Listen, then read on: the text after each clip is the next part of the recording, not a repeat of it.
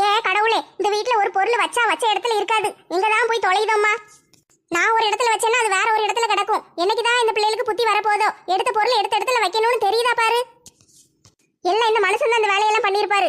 ஏங்க ஏங்க இங்க வாங்க. இப்ப என்ன செய்ய இந்த மனுஷனை கூப்பிட்டா வாராரான்னு பாரு. என்ன லட்சுமி, கூப்பிட்டியா? கூப்பிட்டியாவா? கழுதையா கத்திக்கிட்டு இருக்கே, காது கேட்கலையோ? கழுதை தான் கத்துது போலன்னு நினச்சிட்டு நான் பாட்டுக்கு என் வேலையை பார்த்துக்கிட்டு இருந்தேனே. ஆபீஸு ஃபைலை காணும், அதைத்தான் தேடிக்கிட்டு இருந்தேன். இப்போந்தான் நீ கூப்பிட்டது காதில் லேசாக உளுந்துச்சு, அதான் வந்தேன். என் நேரம் எதையாவது ஒரு பொருளை தேடிக்கிட்டே அலையணும். எந்த பொருள் எடுத்தாலும் எடுத்த இடத்துல வச்சா தானே தேடும் போது கிடைக்கும். ஃபைலு கிடச்சிட்டு லட்சுமி, ஹாலில் சோஃபா கடியில் கிடந்துச்சு. ஃபைலுக்குள்ளே இருந்த பேப்பர் எல்லாம் காய்கறி கூடையில் கிடந்துச்சு. கொஞ்சமாட்ட அக்கறை இருக்கா? ஆபீஸ் ஃபைல் எவ்வளவு முக்கியமானதா இருக்கும், அதை கொண்டு சோபா கடியிலே போடுவாங்க. நான் சோஃபா கடியில் போடலை லட்சுமி. நான் வந்த உடனே டிவி கிட்ட தான் வச்சுட்டு போனேன். டிவி கிட்ட வச்சுட்டு பாத்ரூம் போயிட்டேன். அதுக்கு பிறகு அதை மறந்து போயிட்டேன். யாரோ தட்டி விட்டுட்டாங்க போல. அது அப்படியே நவண்டு சோபா கடியில் போயிருக்கு. ஆமா, ஃபைலுக்கு கையும் காலும் இருக்கு. அது அப்படியே நகண்டு சோஃபா கடியில போச்சு. இவர் பார்த்தாரு. உடு லட்சுமி, அம்மா வீடை பெருக்கும் போது அப்படியே பெருக்கி தள்ளியிருப்பாங்க. அது சோஃபா கடியில் போயிருக்கும். இப்போ என்ன பிரச்சனை? நீ எதுக்கு காலங்காத்தாலே கத்திக்கிட்டு கிடக்க? நான் பேசினாலே உங்களுக்கெல்லாம் கத்துற மாதிரி தான் தெரியும். நான் இந்த வீட்டில் இருக்கிறதே தான் உங்களுக்கெல்லாம் பிரச்சனையா இருக்கு. என்ன லட்சுமி, காலங்காத்தாலே உனக்கு இவ்வளோ கோவம்? என்ன பிரச்சனை? நாளைக்கு காலையில தலைவர் மகளுக்கு கல்யாணம். அது ஞாபகம் இருக்கா இல்லையா? நல்ல ஞாபகம் இருக்கு லட்சுமி. நான் தான் லீவு கூட சொல்லிட்டேனே. இன்னைக்கு ராத்திரியே பொம்பளை ஆட்கள்லாம் கல்யாண மண்டபத்துக்கு போறோம். அங்க பூ கட்டுற வேலை இருக்கு. பிறகு ராத்திரி அங்க காய்கறி வெட்டி கொடுக்குற வேலைலாம் இருக்கு. அதெல்லாம் முடிச்சிட்டு வந்துட்டு பிறகு காலையில வந்த உடனே அவசரமா கிளம்பி கல்யாண மண்டபத்துக்கு போகணும். சரி, அதுக்கு எதுக்கு இப்போ கத்திக்கிட்டு கிடக்க?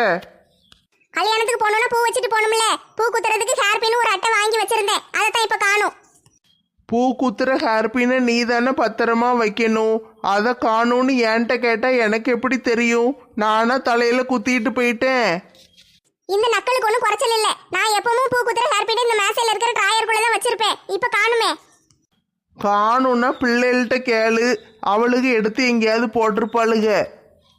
அடியே ரேகா, மஞ்சு இங்க வாங்கடி. டண்டனக்கா நக்கா நக்கா நக்கா டண்டனக்கா நக்கா. எங்க தலை டியாரு நல்லா பாட்டு பாடி ஆட சொன்னாரு. அடியே மஞ்சு, என்ன விளங்காத வேலை பார்த்து வச்சிருக்க? தலையில என்னதுடி? ஏன்டி இப்படி நிக்க? கோமாளி மாதிரி இருக்க. ஏமா ஸ்டைலுமா ஸ்டைலு. பாட்டி வாங்கி கொடுத்தாங்க தலையில மாட்டி இருக்கிற விக்கு. ஹாலிடேஸ் லீவ் விட்டாங்கல்ல, இப்படி தான் ஆட்டம் போடணும். ஏங்க அந்த விளக்குமாறு கதவுக்கு பின்னால இருக்கும், அதை எடுங்க. என்ன லட்சுமி, காலங்காத்தால எந்திரிச்சோன்னா வீடை பூரம் பெருக்கிட்டல்ல, மறுபடியும் பெருக்க போறியாக்கும்? சுத்தமா இருக்க வேண்டியதான், அதுக்குன்னு இப்படியா? ஏன் மனுஷா, இவருக்கு எல்லாத்தையும் விளக்குமாறு வச்சு விளக்கணும். போய் விளக்குமாறு எடுத்துட்டு வரமையா? என்னன்னு தெரியலையே. லட்சுமி இன்னைக்கு காலையிலேயே நிலையில்லாம நிக்கா. அடியே, ஆட்டத்தை நிறுத்த போறியா இல்லைன்னா தூக்கி போட்டு மிதிக்கவா? நிறுத்த மாட்டேனே. நீங்க என்ன பண்ணுவீங்க? ஏமா என்னம்மா வேலை செய்யணும்? கடைக்கு போகணுமா, துணி துவைக்கணுமா, பாத்திரம் கழுவணுமா? நீ என்ன வேணாலும் சொல்லுமா, நான் உடனே செஞ்சு முடிச்சிருதே. பெரியவங்க சும்மாவா சொன்னாங்க அடி உதவுற மாதிரி அண்ணன் தம்பி கூட உதவ மாட்டாங்கன்னு? ஏமா யாருமா சொன்னா? நான் நல்லா உதவுவேம்மா. உனக்கு என்ன உதவி செய்யணும்னு சொல்லுமா. அடியே, இங்க ஒரு ஹேர் பின் அட்டை வச்சிருந்தேல்ல, அந்த டிராயருக்குள்ள, அது எங்க? ஏம்மா அந்த ஹேர் பின் அட்டையை எடுத்து தான் நேத்து ரேகா விளையாண்டுக்கிட்டு இருந்தாம்மா. நீ அவட்ட கேளுமா. வேண்டாம்மா, நீ நடந்து போனீன்னா உனக்கு கால் வலிக்கும். நீ இங்கேயே நில்லுமா, நான் போய் கேட்டு வாங்கிட்டு வந்து தாரேன். எம்மாடி, ஒரே ஒரு அடி தான் விழுந்துச்சு. அடி சத்தம் இடி மாதிரி இருந்துச்சு. ஒரு பக்கம் காது கேட்க மாட்டேக்கே. ஏம்மா நீங்க என்னை கூப்பிடல இல்லம்மா. நீங்க கூப்பிட்டீங்கன்னு மஞ்சு வந்து போய் சொல்லுதாம்மா. மஞ்சு ஒன்றும் போய் சொல்லல, நான் தான் உன்னை கூப்பிட்டேன். ஏம்மா டிவியில் இப்போ தாம்மா விசில் போட்டு பாட்டு வந்துச்சு. பார்க்க விடாம எதுக்கு கூப்பிட்டேன்? விசில் போடணுமா? விசில் இரு, உன் முதுகுலயே 4 போடுதேன். ஏம்மா என்னம்மா, அதான் லீவ் விட்டுட்டாங்கல்ல, 10 நாளைக்கு லீவு. லீவ் விட்டா டிவி பார்க்கலாம் நீ தானே சொன்ன? ஆமாடி, நான் தான் சொன்னேன். லீவ் விட்டுட்டா டிவி பார்க்கலாம்னு சொன்னேன். என் ஹேர் பின் எடுத்து விளையாடலாம்னு சொன்னேனா? எங்கடி வச்ச என் ஹேர் பின்? ஏம்மா எந்த ஹேர் பின்? எனக்கு ஒன்றும் தெரியாதே. ஏம்மா போய் சொல்லுதாம்மா. நேத்து ரேகா தான் எடுத்து விளையாண்டுக்கிட்டு இருந்தா. நான் என் 2 கண்ணால பார்த்தேன். மஞ்சு கோழி கொண்ட எதுக்கு அம்மாட்ட என்னைய மாட்டி கொடுத்த? ரேகா, இது என்ன புதுசா போய் சொல்ற பழக்கம்? உண்மையை சொல்ல போறியா இல்லைன்னா விளக்க மாத்த கொண்டு அடிக்கவா? ஏம்மா, ஹேர் பின் வச்சு மேக்னெட்ல ஒட்டி ஒட்டி விளையாண்டுக்கிட்டு இருந்தேம்மா. எதுக்கு? ஒட்டி ஒட்டி ஹேர் பின்ல இருக்கிற பெயிண்ட் பூரா உறிஞ்சு வர்றதுக்கா? போய் ஒழுங்கா மரியாதை ஹேர் பின் எடுத்துட்டு வந்து கொடு. ஏம்மா, அது வந்து என்னடி வந்து போயின்னு இழுத்துக்கிட்டு இருக்க? எனக்கு பூ வைக்க ஹேர் பின் வேணும், போய் எடுத்துட்டு வா. ஏம்மா, ஹேர் பின் எல்லாத்தையும் மொத்தமா மேக்னெட்ல ஒட்டி விளையாண்டுக்கிட்டு இருந்தேனா, அப்ப பார்த்து மொட்டை மாடியில நீ வடகம் காய வச்சிருந்தல்ல, அது வந்து ஒரு காக்கா திங்கி வந்துச்சு. காக்காவை விரட்டுறதுக்காக கையில இருந்து மேக்னெட்டை தூக்கி வீசிட்டேம்மா. காக்கா தப்பிச்சிட்டு மேக்னெட் தான் பக்கத்துல இருந்து சாக்கடைக்குள்ள போய் விழுந்துட்டுமா.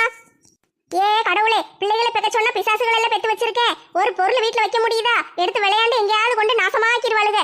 அடியே போங்கடி, என் கண்ணு முன்னாலே நிக்காதீங்க. அங்கிட்ட எங்கிட்டாவது போய் ஒளிஞ்சுக்கோங்க. இப்ப வந்தேன்னு வச்சுக்கோங்களேன், கொன்றுவேன் கொன்னு. ரேகா வா, நைஸா ஓடிடுவோம். பிறகு எனக்கு விழுந்த மாதிரி தான் உனக்கும் விழுந்துரும். என்ன மஞ்சு, அடிச்சுட்டாங்களுக்கும் ஒரு பக்கம் கண்ணோட சேர்ந்து வீங்கி இருக்கு. உனக்கும் அந்த மாதிரி வீங்கணும்னா சொல்லு, இன்னும் அம்மாட்ட 2 பிட்டு சேர்த்து போட்டு விடுதேன். எம்மாடி, வேண்டாம் வேண்டாம், ஏற்கனவே அம்மா பார்க்க பேய் மாதிரி நின்றுகிட்டு இருக்காங்க.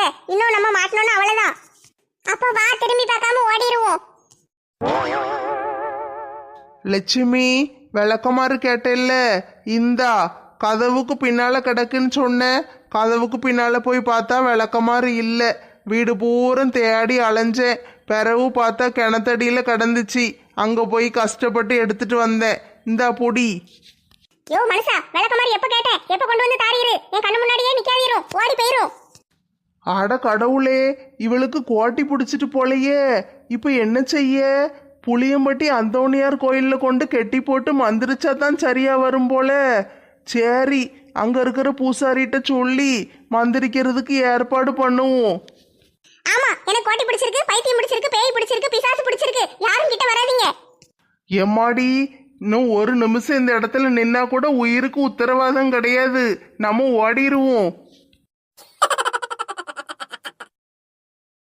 அருண், நல்லா இருக்கீங்களா? ஆபீஸ் போயிட்டீங்களா? நான் இங்க நல்லாவே இல்ல அருண். ஆன்ட்டியும் மாலாவும் சேர்ந்து என்னை ரொம்ப கொடுமைப்படுத்துதாங்க. ஆமா அருண், நான் உண்மையை தான் சொல்றேன். நான் ஒன்னும் பொய் சொல்லல. மாசமா இருக்கிற பிள்ளைன்னு கூட பார்க்காம எனக்கு தினமும் பழைய சோறு தாராங்க. அதுவும் 2 நாளைக்கு முன்னால 3 நாளைக்கு முன்னால உள்ள பழைய கஞ்சி தான் தாராங்க. அப்படி இல்லைன்னா புளியோதரையே தாராங்க. எனக்கு சோறும் போட மாட்டேங்காங்க. என்னை பெட்லையும் தூங்க வைக்க மாட்டேங்கிறாங்க. தரையில படுத்து தூங்க சொல்றாங்க. எனக்கு யாருமே மரியாதை கொடுக்க மாட்டேங்காங்க. ஒரு காபி, பால், ஜூஸ் எதுவுமே தர மாட்டேங்காங்க. பட்னியா போட்டு கொள்ளுதாங்க அருண். அடி பாவி, என்னமா புழுவுறா? எத்தை பாத்தீங்களா இவன் நம்மளை பத்தி எப்படி போட்டு கொடுக்கான்னு? ஆமா மருமோளே, நானும் பாத்துக்கிட்டு தானே இருக்கேன்.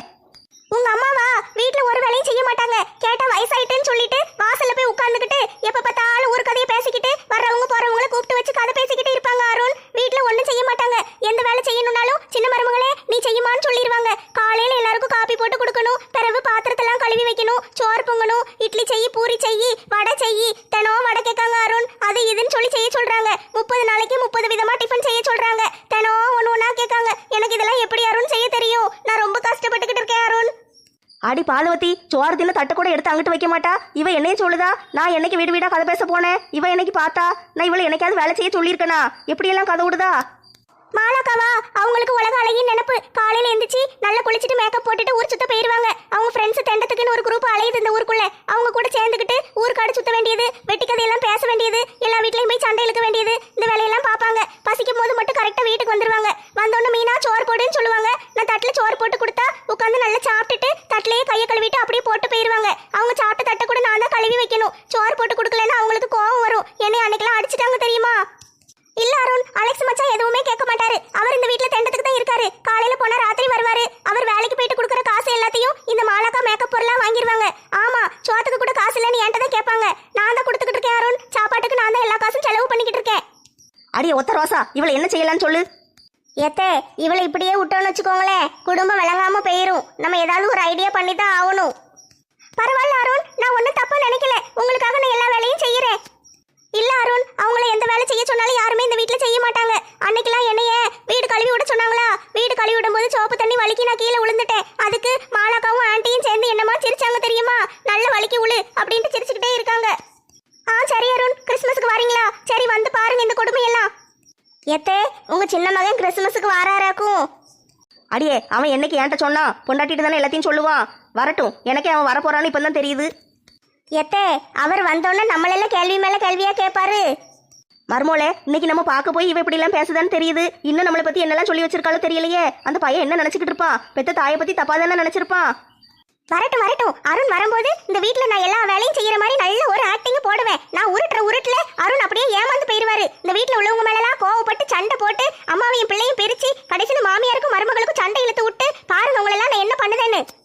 இதுதான் என்னோட புது திட்டம். இது வரைக்கும் நான் உங்ககிட்ட சண்டை போட்டுக்கிட்டு இருந்தேன், அதனால உங்களை எதுவும் செய்ய முடியல. இனிமேல் அருணை வச்சுதான் நான் எல்லா வேலையும் செய்ய போறேன். திட்டமா போடுத திட்டம். இரு உனக்கு எப்படி ஆப்பு வைக்கன்னு பாரு. மருமோளே, பக்கத்துல எதுவும் பைத்தியக்கார ஆஸ்பத்திரி இருக்கா? என்னை கொண்டு சேர்த்து விட்டுறதியா மருமோளே? இதுக்கு மேல என்னால இங்க இருக்க முடியாது. எத்தே நீங்க ஒன்றும் கவலைப்படாதீங்க. இவ திட்டம் நம்மளுக்கு தெரியலன்னா தானே பிரச்சனை. அதான் தெரிஞ்சிட்டுல, இன்னும் இவளை நான் பார்த்துக்கிடுதேன். நீங்க தைரியமா இருங்க. டிவி பார்த்துக்கிட்டு இருந்தா பொழுது போறதே தெரிய மாட்டேக்கே. சரி நான் போய் சமையல் வேலையை பார்க்கேன். எத்தே நான் இருக்கும்போது நீங்க எதுக்குத்தே வேலை செஞ்சு கஷ்டப்படணும்? நான் சமையல் பண்ணுதேன், நீங்க உட்காந்து ஜாலியா டிவி பாருங்கத்தே. எம்மாடி நீ சமைக்க போறியா? வேண்டாம் தாயே, நீ என்ன செய்வேன்னு எனக்கு தெரியும். எத்தே இப்பெல்லாம் நல்லா சமைக்க பழகிட்டேன் தெரியுமா? நானே சமைச்சு தாரேன் தே. அட கடவுளே, இவளை சமைக்க போறா? சமைச்சு எவன் திங்க? வேண்டாம் வேண்டாம், இவளை சமைக்க விடக்கூடாது. பிறகு நம்ம பாடு பெரிய திண்டாட்டமா போயிரும். எத்தே என்னத்தை முழுக்கிய? இருங்க நான் போய் சமைச்சு கொண்டு வரேன். ஏம்மா வேண்டாமா தாயே, உன்னைய நம்பி ஒரு தடவை 2 தடவை இல்ல 3 தடவை நான் படாத பாடு பட்டுட்டேன். மொத தடவை இப்படித்தான் கல்யாணம் புதுசுல மருமவளே இந்த மீனை மட்டும் கழுவி வச்சிருமான்னு சொல்லி உன்னைய நம்பி விட்டுட்டு நான் கடைக்கு போனேன். கடைக்கு போயிட்டு வர்றதுக்குள்ள பார்த்தா நடு வீட்டுக்குள்ள ஒரு வாளியை வச்சு வாளியில சர்ஃபை போட்டு அதுக்குள்ள தண்ணியை ஊத்தி மீனை போட்டு ஊற வச்சிருக்கேன். கேட்டா மீன் கழுவுதேங்க. பிறகு என்ன செஞ்ச? 2வது தடவை மீன் குழம்பு வைக்கன்னு சொல்லி வீடெல்லாம் நாசம் பண்ணி கடையில இருந்து மீன் குழம்பு ஆர்டர் போட்டு என் மவனுக்கு மட்டும் கொடுத்துட்டு எனக்கு என்ன செஞ்ச? ரசத்தை வச்சு அதுக்குள்ள மீன் அப்படியே மிதக்க விட்டு பச்சையா கொண்டு வந்து கொடுத்தேன். 3வது தடவை சப்பாத்திக்கு மாவு பிணையுதுன்னு சொல்லி மாவை பிணைஞ்சு வச்ச. ஏம்மா அது நினைச்சா எனக்கு இன்னும் வாந்தி வருது. எத்தே அதெல்லாம் ஒரு பழைய காலம் தே, அதெல்லாம் கிடையாது. இப்போ நான் நல்லா திருந்திட்டேன் தே, என்னைய நம்புங்க. இப்போ நான் உங்களுக்கு நல்லா அழகா சமைச்சு தாரேன் தே. ஏம்மா பாத்தீங்களா தே, உங்க பிள்ளை கூட ஊன்னு என்னைய சமைக்க சொல்லுதாரு. என் கையால சாப்பிடணும்னு அவருக்கு ரொம்ப ஆசைத்தே. நானும் அவருக்கு உயிர் பார்த்தீங்களா, அதனால என் கையால சாப்பிடணும்னு ஆசையில தவிச்சு போய் கிடக்காரு. எனக்கு ஒரு வாய்ப்பு கொடுங்கத்தே, நான் நல்லா சமைச்சு காட்டுதேன். சோழியை முடிச்சிட்டாலே. வேண்டாம் மருமோளே, உனக்கு எதுக்கு சிரமம்? நானே செய்யுதேன். எத்தே என்னத்தே இப்படி என் மேல நம்பிக்கை இல்லாம இருக்கீங்க? நீங்க இப்படி நம்பிக்கை இல்லாம இருந்தீங்கன்னா பிறகு நான் என்னைக்கு சமையல் கத்துக்கிட்டு என்னைக்கு நான் சமையல் பண்ணி ஒரு சமையல் சக்கரவர்த்தின்னு ஒரு பட்டத்தை என்னைக்கு நான் வாங்க? ஏமா இருந்தாலும் உன்னையெல்லாம் நம்ப முடியாதுமா. எத்த என்னைய நம்புங்கத்தே, ஒரு வாய்ப்பு தந்து பாருங்க. நான் நல்லா சமைச்சு என் மருமவ நல்லா சமைக்கான்னு உங்க வாயாலே ஊர் பூரம் சொல்ல வைக்கேன் தே. அப்படியா? சரி நீ இவ்வளவு தூரம் கேட்கறதுனால சரின்னு விடுதேன். நீ ரொம்பலாம் எதுவும் செய்ய வேண்டாமா. மாவு இருக்கு ஃப்ரிட்ஜில், அதை எடுத்து கலக்கி தோசை மட்டும் ஊத்து. சரியா? மத்தியானம் வச்ச குழம்பு இருக்கு, அதே போதும். எப்பா தப்பிச்சேண்டா சாமி, கரகம் தோசையோட முடிஞ்சது. பொக்கவாயி, நீங்க என் கையால சாப்பிடணும்னு ஆசைப்பட்டீங்கல்ல, எனக்கு தெரியும். நீங்க மனசுக்குள்ள எது நினைச்சாலும் அது என் காதுல கேட்டுரும். நான் இப்ப போய் உங்களுக்காக நல்ல ஆசையா சாப்பாடு செஞ்சு கொண்டு வரேன்னு. கொஞ்ச நேரம் தான், கொஞ்ச நேரம் டிவி பார்த்துட்டு இருங்க. நான் உடனே போயிட்டு உடனே வந்துருதேன். சரியா? சரி நெட்டம்மா. எத்தே பாருங்கத்தே, இன்னைக்கு நான் செய்யற சாப்பாடை பார்த்துட்டு நீங்க அப்படியே மயங்க போறீங்க. அது என்னமோ உண்மைதாம்மா. சேட்டன் வந்தல்லே, சோறு பொங்க வந்தல்லே, குழம்பு வைக்க வந்தல்லே, கூட்டு வைக்க வந்தல்லே, வேட்டைய நல்லே. ஏம்மா என்னம்மா இப்படி பண்ணிட்டீங்க? இல்ல நான் என்னல செஞ்சேன்? நீ தான் அவ சமையல சாப்பிடணும்னு ஆசைப்பட்டேன்னு சொல்லுதல்ல. ஏம்மா தானா போய் கிணத்துக்குள்ள போய் உழணும்னு யாராவது நினைப்பாங்களாம்மா? நான் எங்க சொன்னேன்? அவளே சொல்லிக்கிட்டு அவளையே ஆடிக்கிட்டு போறா. இப்ப என்னல செய்ய? எல்லாம் நம்ம தலையெழுத்து. குரங்குக்கு வாக்கப்பட்ட மரத்துக்கு மரம் தாவிதானே ஆகணும். ஏம்மா மத்தியானம் பொங்குன சோறு இல்லைன்னா நேத்து போட்ட பழைய சோறு எதுவும் இல்லையோ? நான் அதையே சாப்பிட்டுக்கிட்டுதானே. வாய்ப்பில்லை ராஜா, வாய்ப்பில்லை. எல்லாத்தையும் அவளே தின்னு முடிச்சிட்டா. இப்ப உனக்கு வேற வழி கிடையாது. இப்ப அவ சுடுற தோசையை தான் தின்னு ஆகணும். பிரெட் இருக்கும்ல, ஜாம் தடவி அதை சாப்பிட்டுக்கிட்டுதானே. ஜாம் பாட்டில கழுவி கவுத்தி 1 வாரம் ஆயிட்டுல, உனக்கு தெரியாதோ? பிரெட் எல்லாம் எப்பயோ காலி ஆயிட்டு. எல்லாத்தையும் அவளே தின்னுட்டா. மிளகா பொடியும் உப்பு மட்டும் தான் விட்டு வச்சிருக்கா. வேணா அதள்ளி தின்னு. சாப்பாடு ரெடி. மணமணக்கும் சமையல் செய்தவர் உங்கள் நெடுவாளி. என்ன மர்மோளே, சாப்பாடு ரெடின்னு ஒரு கிண்ணத்துல என்னத்தையோ கொண்டு வந்திருக்க? எத்தே முதல்ல இதை சாப்பிடுங்க. அடியே நீ என்னதுன்னு சொல்லு, அப்ப நான் சாப்பிடுவேன். உன்னையெல்லாம் நம்ப முடியாது. எத்தே அல்வாத்தே. அல்வாவா? அல்வாவை போட்டு என்னத்துக்கு செஞ்ச? தோசை தானே சுட சொன்னேன். எத்தே நான் ஆசையா அல்வா செஞ்சிருக்கேன் தே. முதல்ல ஸ்வீட்டை சாப்பிடுங்க. இந்த அல்வாவை சாப்பிட்டுக்கிட்டு இருங்க, அடுத்து ஒரு தோசை வரும். பரவாயில்லையே, மருமகளுக்கு பொறுப்பு வந்துட்டு போல. நல்ல ஸ்வீட் எல்லாம் செஞ்சிருக்க. சரிம்மா கூட சாப்பிட்டு பாக்கேன்.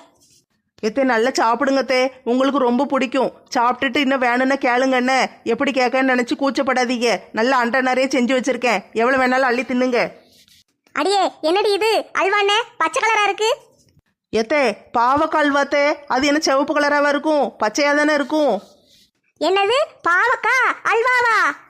ஆமாத்தே, பாவக்காய் அல்வா சாப்பிட்டா சுகர்லாம் வராதான், நல்லா இருக்கும், சாப்பிடுங்க. எத்தே நான் முதலே சொன்னேன்ல, நான் கொண்டு வர சாப்பாடை பார்த்து நீங்கள் மயங்கிருவீங்கன்னு, இப்போமே வாயை பொழந்துட்டீங்க பாருங்க. சரி, நீங்கள் இப்படியே வாயை பொழந்துக்கிட்டே இருங்க, நான் போய் அடுத்து தோசையை கொண்டு வரேன். ஏமா வெறும் தோசை தானே, வேற எதுவும் செஞ்சிட்டியா? எத்தே வெறும் தோசை எப்படி தர முடியும், நான் புதுசாக ஒரு தோசை செஞ்சுருக்கேன், அதை கொண்டு வந்து தாரேன்.